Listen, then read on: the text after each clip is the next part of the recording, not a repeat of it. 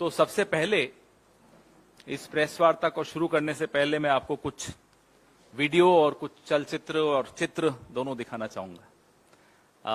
पहले आप वो वीडियो चलाइए। बहुत संवेदनशील मुद्दा है। हाँ, रेडी, स्टार्ट।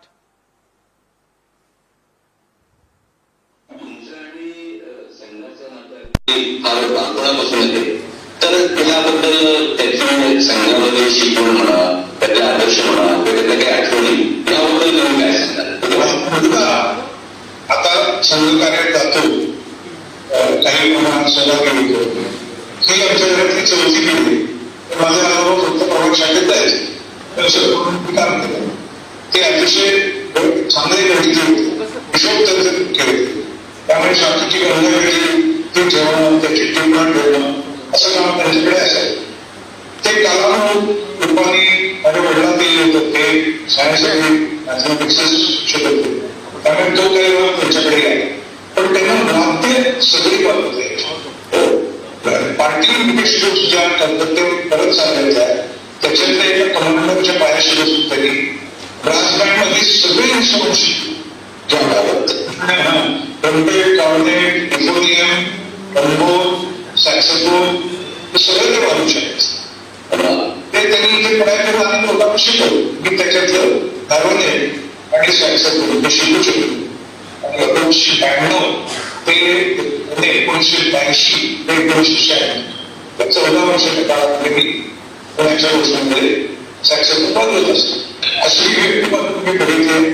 मला त्यांनी पहिल्यांदा शाखेचे गुरु दिले ते खरं बरोबर पुण्यात येऊन संघ शिकणारे संपूर्ण संघाचा इतिहास म्हणजे संघाच्या घोषासाठी घेऊन प्रचारक म्हणून तयार केलेले सुब्बू श्रीनिवासन म्हणून असतात. त्यांना त्यावेळेला कम्युनिस्ट वगैरे बाकी भाषा नीट घेत नसतं. हे हिंदी त्यांचं चालू प्रदीप मोठी बागेत. अशा व्यक्तीचा हात धरून मी तुला केले. मला वाटतं तुम्ही 5 वर्षाच्या असल्यापासून सांगतात.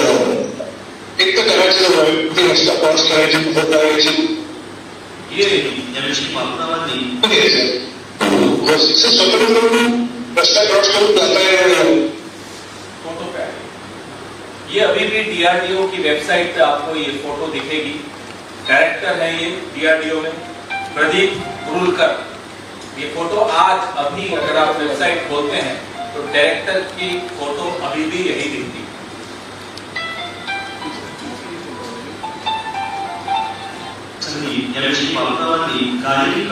ये आप देख रहे हैं एक कार्यक्रम चल रहा है, पुस्तक विमोचन।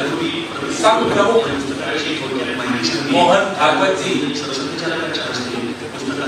संचालक यहाँ है इस कार्यक्रम में, और ये प्रदीप कुरुलकर जी अब अपनी पुस्तक पे यहाँ व्याख्यान दे रहे हैं। हेलो, मराठी में है, आप लोग समझ रहे हो।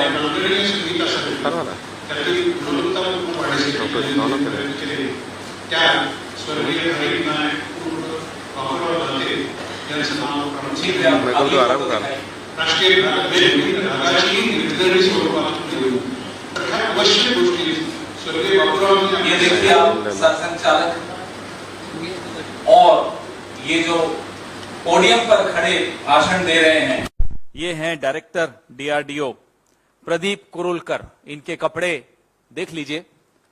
और हम मोदी जी से भी पूछना चाहते हैं, क्या इन्हें भी वो कपड़ों से पहचान लेते हैं? ये संघ की वेशभूषा में डीआरडीओ के डायरेक्टर, ये देखिए आप किसके सामने नतमस्तक होते हुए, डीआरडीओ के डायरेक्टर प्रदीप कुरुलकर। ये डीआरडीओ के डायरेक्टर प्रदीप कुरुलकर सावरकर स्मृति में अपने कुछ भाषण दे रहे हैं, व्याख्यान दे रहे हैं। हो गया? ये पूरी भूमिका जो अभी आपने देखी, ये एक ऐसे व्यक्ति की है जिसको पिछले सप्ताह एटीएस, महाराष्ट्र की एटीएस ने पाकिस्तान को गुप्त संवेदनशील सूचनाएं देने के आरोप में गिरफ्तार किया। ये प्रदीप कुरुलकर 14 साल तक संघ में पुणे की शाखा में सैक्सोफोन बजाते थे। चौथी पीढ़ी संघ से जुड़ी हुई है, यानी कि जो इनकी पहली पीढ़ी जो संघ से जुड़ी थी वो तभी जुड़ी होगी जब श्यामा प्रसाद मुखर्जी मुस्लिम लीग के साथ मिलकर सरकार बना रहे थे, जब अंग्रेजों के साथ मुखबिरी हो रही थी।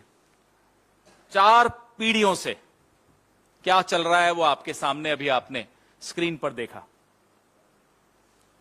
संगठन मंत्री रहे हुए हैं ये संस्कार भारती के। आप में से जो लोग संघ से वाकिफ हैं और संघ के जो सैकड़ों अलग अलग संगठन हैं उनसे वाकिफ हैं, you know RSS is an umbrella organization. In itself it's unregistered, but it has hundreds of organizations under its umbrella. One of them is Sanskar Bharti, a major, very, very important organization. Pradeep Kurulkar, Director DRDO, has been associated with the Rashtriya Swayamsevak Sangh for 4 generations. He used to play the saxophone for 14 years for RSS.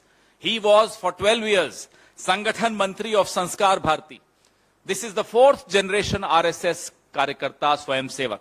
And he was arrested by ATS for giving sensitive information to Pakistan through a woman.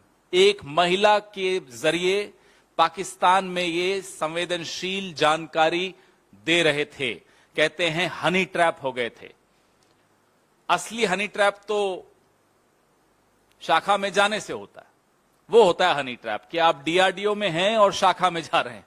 That is the real honey trap. और ये पहली बार नहीं हो रहा है दोस्तों। ध्रुव सक्सेना का नाम इस मंच से कई बार दोहराया गया, आपकी टेलीविजन पे, आपकी अखबारों में, आपके डिजिटल स्पेस पे कई बार आप लोगों ने भी लिखा है। आईएसआई का मेन एजेंट बनकर ध्रुव सक्सेना भारतीय जनता पार्टी की आईटी सेल का मध्य प्रदेश का प्रमुख था। यह पहली बार नहीं हो रहा। यशवंत शिंदे का नाम भी आपको इसी मंच से कई बार मैंने खुद ने यह नाम लिया है। नांदेड़ में यशवंत शिंदे जो कि राष्ट्रीय स्वयंसेवक संघ के प्रचारक हैं, उन्होंने खुद हलफनामा देकर नांदेड़ की अदालत में खुद लिखकर कहा कि मुझे बम बनाने की ट्रेनिंग दी गई थी। यह अभी पिछले साल की बात है। वो अलग बात है कि सीबीआई ने वो हलफनामा लेने से इनकार कर दिया। तो हम जो आपको बताना चाह रहे हैं वो ये कि डीआरडीओ के डायरेक्टर के पद पर बैठा हुआ व्यक्ति पाकिस्तान को संवेदनशील सूचनाएं दे रहा है, हनी ट्रैप हो रहा है। 5 महीने, अक्टूबर 2022 में यह सिलसिला, हमारी जानकारी जो मीडिया में आई है उसके हिसाब से अक्टूबर 2022 में यह सिलसिला शुरू हुआ कि वो व्हाट्सएप के जरिए इस महिला से, पाकिस्तानी महिला से लगातार आधी रात तक चैट करता था। 5 महीने, और फरवरी में जाकर इसका लैपटॉप और इसके फोन जब्त किए गए, एटीएस को सौंपे गए। अब 5 महीने में या उससे पहले क्या हो रहा हमें नहीं मालूम, सरकार को नहीं मालूम पड़ा। और डीआरडीओ ऐसा विभाग है जो सीधे सीधे प्रधानमंत्री के नीचे आता है। पेगासस कहां गया? मेरे और आपके मोबाइल में था। प्रदीप कुरुलकर के मोबाइल में पेगासस होता तो शायद पहली व्हाट्सएप चैट में ही पकड़ा जाता। यह प्रधानमंत्री की नाक के नीचे हो रहा है। संघ से जुड़ा हुआ व्यक्ति देश की संवेदनशील सूचनाएं दुश्मन देश को एक महिला के मार्फत दे रहा है। ब्रेकिंग न्यूज होनी चाहिए। मैं पिछले 4-5 दिन से लगातार टीवी देख रहा था कि कहां यह खबर आती है। कुछ चैनल्स ने चलाई। मैं आपसे एक काल्पनिक सवाल पूछता हूं, अगर यह व्यक्ति कांग्रेस से जुड़ा होता तो आज क्या होता? अगर यह व्यक्ति किसी और क्षेत्रीय दल से जुड़ा हुआ होता तो आज क्या होता टीवी पर? पाकिस्तान, इमरान खान सब भूल जाते आप लोग। मणिपुर तो खैर वैसे भी आपको याद नहीं आता है। लगातार इस पर आप लोग, मैं आपकी बात नहीं कर रहा हूं, पूरा का पूरा मीडिया सरकारी प्राश्रय से सिर्फ और सिर्फ यही खबर चला रहा होता, बाकी सब कुछ भूल चुका होता। ये फर्क क्यों है? एक गैर पंजीकृत संस्था से जुड़ा हुआ व्यक्ति आज संघ की यह हिम्मत है कि कहती है कि हमारा इससे कोई मतलब नहीं है। सैक्सोफोन वो आपके लिए बजाता था, आपकी धुन पर वो नाच रहा था, आपकी धुन पर 4 पीढ़ियों से वो नाच रहा था, और आज जब वो पकड़ा जाता है तो संघ कहता है कि हमारा इससे कोई सरोकार नहीं है, कोई संबंध नहीं। यह है संघ की असलियत कि जब पकड़ा जाए तो साहब हमारा तो मेंबरशिप रजिस्टर ही नहीं है, कहां है हमारा, इसका नाम कहीं भी नहीं है। लेकिन आज जो दौर है वो मोबाइल का दौर है, इंटरनेट का दौर है, और इंटरनेट की याददाश्त बहुत मजबूत होती है, हमसे और आपसे कहीं ज्यादा मजबूत होती है। इसलिए ये सारे फोटोज, ये सारे वीडियोज आपके सामने हैं। अब ये नहीं कह सकते कि साहब मेंबरशिप रजिस्टर तो है ही नहीं। कहां लिखा हुआ है प्रदीप कुरुलकर का नाम? प्रदीप कुरुलकर की अपनी जुबानी आपने टीवी पर देखा, आपने स्क्रीन पर देखा, मोहन जी भागवत बैठे हुए हैं और प्रदीप कुरुलकर व्याख्यान कर रहे हैं, अपनी पुस्तक के बारे में बात कर रहे हैं, संघ का गुणगान कर रहे हैं, संघ का स्तुतिगान कर रहे हैं। अब बताइए ये संबंध है या नहीं है? अब मैं आप पर छोड़ता हूं। सरेआम संबंध दिख रहा है, पीढ़ियों का संबंध दिख रहा है, ना केवल संघ से दिख रहा है, इस पीढ़ी का तो पाकिस्तान से भी संबंध सबके सामने है। ये रिश्ता क्या है, हम ये जानना चाहते हैं। यही सरकार है भारतीय जनता पार्टी की कि जब आईएसआई को आप पठानकोट में बुलाते हैं निरीक्षण करने, तो क्लीन चिट आईएसआई को देते हैं कि साहब इन्होंने तो बड़ा सहयोग दिया जांच में, और ये तो कहते हैं कि पठानकोट में भारतीय सैनिकों ने ही खुद हमला बोल दिया। देखिए ये शर्मनाक बात है या नहीं, मुझे बताइए। ये संबंध आपको दिखाते हैं कि इनका असली चेहरा क्या है। ये वही डीआरडीओ है जो जवाहरलाल नेहरू ने बनाया था।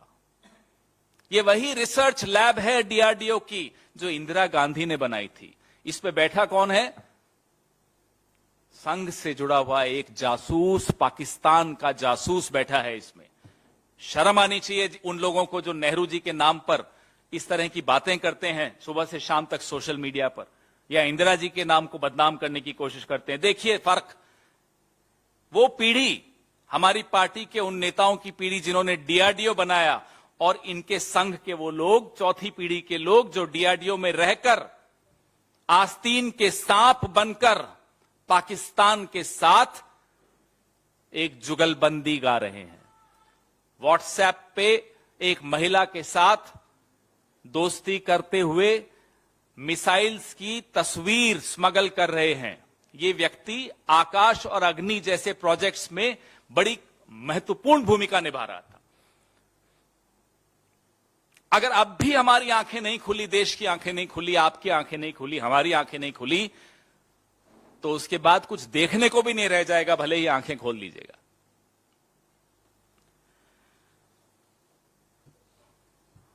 अब प्रधानमंत्री जवाब देंगे या नहीं देंगे, हम यह जानना चाहते हैं। हो सकता है प्रधानमंत्री कहें कि देखिए साहब मैंने डेटा इतना सस्ता कर दिया कि पाकिस्तान तक को डेटा जा रहा है, मुफ्त में जा रहा है, सिर्फ दोस्ती में चला जाता है। एक महिला से दोस्ती हो गई, डेटा चला गया पाकिस्तान।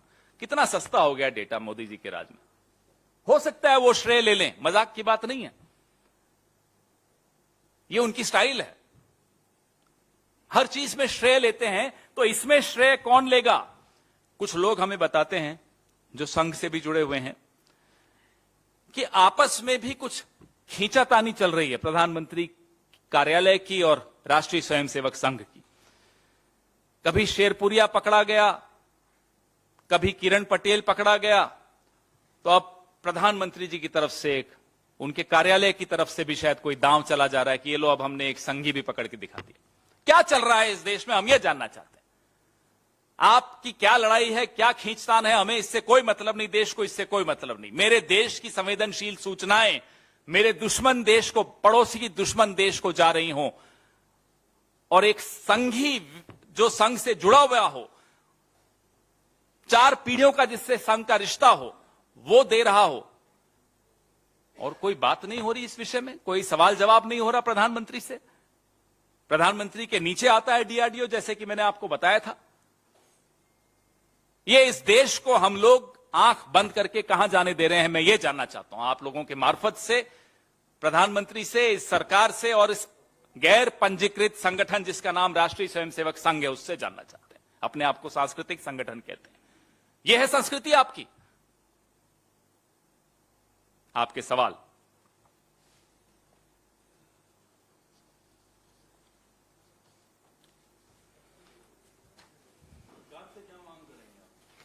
प्रधानमंत्री जवाब दें। हम सिर्फ अब जवाब मांग रहे हैं।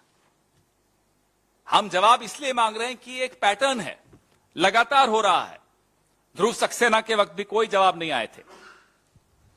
यशवंत शिंदे जो अंदर से संघ का प्रचारक होकर संघ के विषय में इतनी विस्फोटक जानकारी देश के सामने उसने साझा की, कोर्ट में हलफनामा देकर साझा की, कोई जवाब नहीं आता। और अब ये डीआरडीओ का डायरेक्टर, ये वैज्ञानिक 4 पीढ़ियों से संघ से जिसका रिश्ता हो, जो संस्कार भारती का संगठन मंत्री रहा हुआ हो, वो सरेआम पकड़ा जाता है पाकिस्तान को संवेदनशील जानकारी देते हुए। डीआरडीओ प्रधानमंत्री के मातहत आता है। प्रधानमंत्री जवाब दें कि ये चल क्या रहा है उनके शासनकाल में, ये हो क्या रहा है। हम सिर्फ और सिर्फ प्रधानमंत्री से अब जवाब मांगते हैं।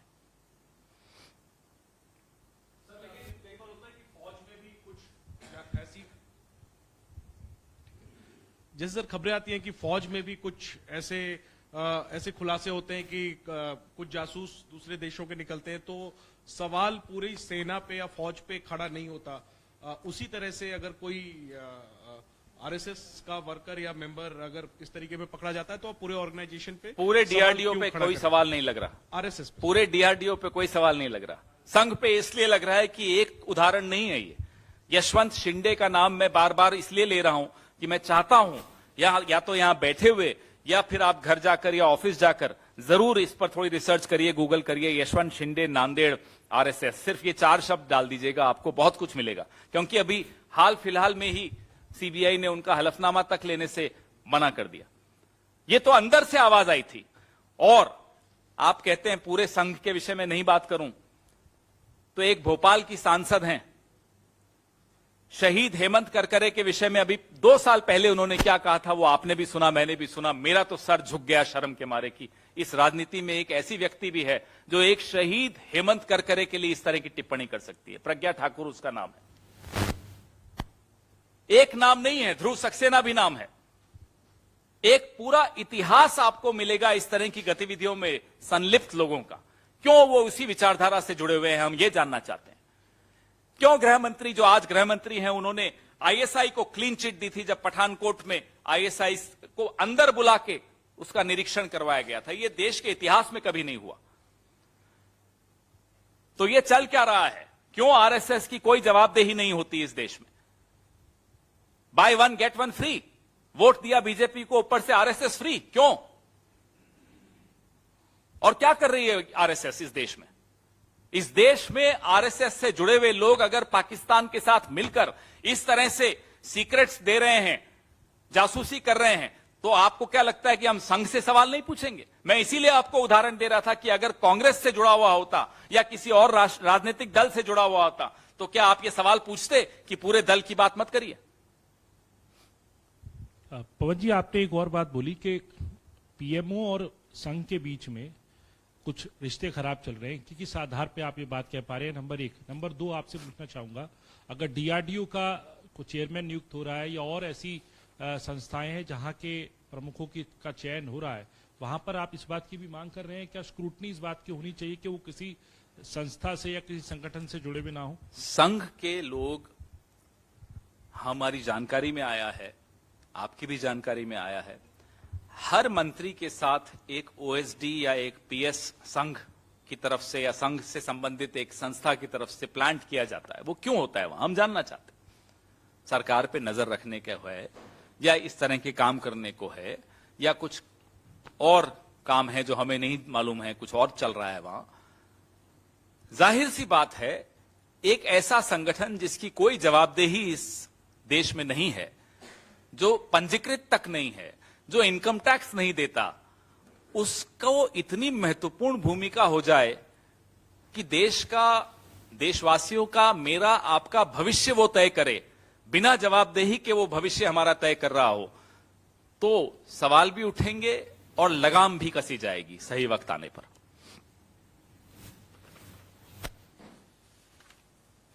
कोई टिक टैक नहीं है, तो अभी जो भी पूछना है पूछ लीजिए।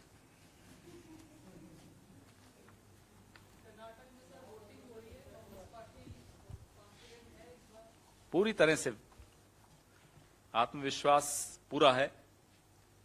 13 तारीख को बात करेंगे। अब अभी कुछ बोलने में फिर हम पर तो तुरंत नोटिस आ जाता है ना, उधर नहीं जाता नोटिस।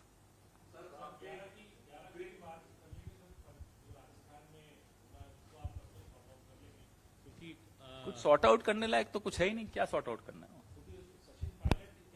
बोले सब, अब सबको अब ये मजाक में कुछ कह दें तो मजाक को थोड़ी सॉर्ट आउट किया जाता है। मजाक की बात मजाक में कभी कह देंगे, जवाब मिल जाएगा मजाक में ही।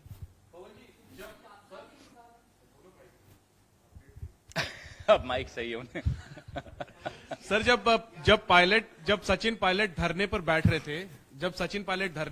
थे, तो उस धरने को एंटी पार्टी बताया गया था कांग्रेस की तरफ से। अब जब वो कल से एक यात्रा निकाल रहे हैं, जिसकी घोषणा उन्होंने कल की, वो यात्रा जो है वो एंटी पार्टी है या प्रो पार्टी है, या उस यात्रा पर पार्टी का की क्या राय है? एक कांग्रेस या कोई भी संगठन या कोई पार्टी होती है, उस राज्य का एक प्रभारी होता है। प्रभारी के संज्ञान में सब जो भी हो रहा होता है। प्रभारी सबसे चर्चा करने के बाद कोई निष्कर्ष पे पहुंचता है। निष्कर्ष में का क्या अंश सार्वजनिक करना है वो आपसे साझा कर देगा। आपके भी सवाल का जवाब मिल ही गया। हाँ, मतलब आपने सवाल को जवाब दे दिया, तो एक जरा सा मेरे सवाल का जवाब दीजिए। आपने कहा कि हर पार्टी में ऐसा होता है कि प्रभारी होता है। हमारी पार्टी में तो होता है। तो आपकी पार्टी में ऐसा तो नहीं होता है कि एक राज्य के दो बड़े नेता सार्वजनिक रूप से एक दूसरे की आलोचना सार्वजनिक मंच से करे और एक दूसरे को आईना दिखाने का काम करे और ये कहे कि मैं तो भ्रष्टाचार के खिलाफ, वो भी बीजेपी के समय के भ्रष्टाचार के खिलाफ आवाज उठाना चाह रहा हूं, और उसको भी संज्ञान में न लिया जाए और ये लगातार होता जा रहा है? तो जानबूझ के कांग्रेस पार्टी क्या राजस्थान को पंजाब के रास्ते पे ले जाना चाहती है? अब आपने कहा कि संज्ञान में नहीं ली, आपको कैसे मालूम? क्या संज्ञान में भी ले? सार्वजनिक तौर पे संज्ञान में लेना तो मतलब सुन लिया तो संज्ञान में ले लिया, देख लिया तो संज्ञान में ले लिया। हर चीज सार्वजनिक नहीं होती। सार्वजनिक होने का सही वक्त आता है। जब सही वक्त आएगा तो संज्ञान में क्या लिया, संज्ञान लेने के बाद निष्कर्ष क्या निकला, वो सार्वजनिक हो जाएगा।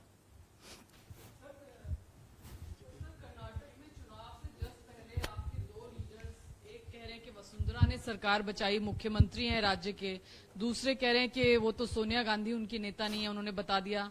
तो ये एंटी पार्टी एक्टिविटी नहीं, इसको मानते हैं दोनों तरफ से? जैसा मैंने आपको कहा, वहां के जो प्रभारी हैं वो पूरे मामले को समझ के, सबसे चर्चा करके, फिर जो निष्कर्ष वो निकालेंगे, वो निष्कर्ष आपसे भी हम साझा करेंगे। हो सकता है आप हमसे साझा करें, कई बार आप लोगों को हमसे पहले मालूम पड़ जाता है, तो तब इस पर चर्चा करें तो ज्यादा उचित रहेगा। सर, आपने बोला कि मजाक में पायलट साहब ने बोला ये बात, तो ये आपने क्या वाकई ऐसा मुझे मजाक में लगा बोला है? क्योंकि मैं हंसा सुनकर। तो जिस चीज पे मुझे हंसी आई वो मुझे जोक लगता है, तो मैंने हंस लिया। इसलिए मैंने कहा कि हो सकता है मजाक किया हो।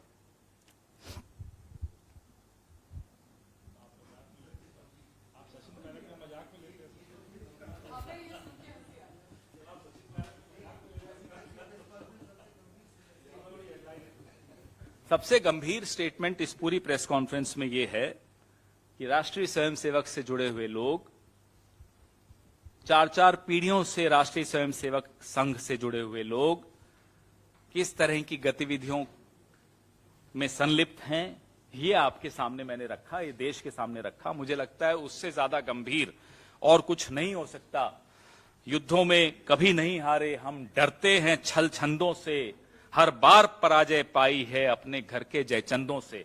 अब मैं जयचंदों की बात कर रहा हूं, राष्ट्रीय स्वयंसेवक संघ के जयचंदों की, तो आपको वो बात गंभीर नहीं लग रही? मैं संघ पर प्रेस वार्ता कर रहा हूं, संघ के जयचंदों पर प्रेस वार्ता कर रहा हूं। पता नहीं आप कहां ले जा रहे हैं प्रेस वार्ता को।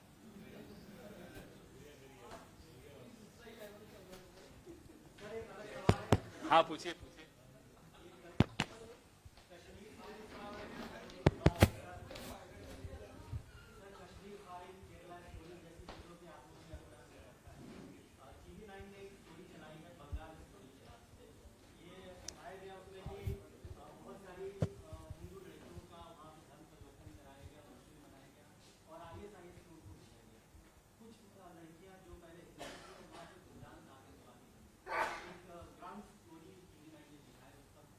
मैंने देखी नहीं, पहले देखूं फिर बात करूंगा। ना पिक्चरें देखी जिनका आपने नाम लिया, ना आपकी ग्राउंड स्टोरी देखी, तो मैं देख लूं। समय मिला नहीं क्योंकि थोड़ी और महत्वपूर्ण चीजों में व्यस्त थे।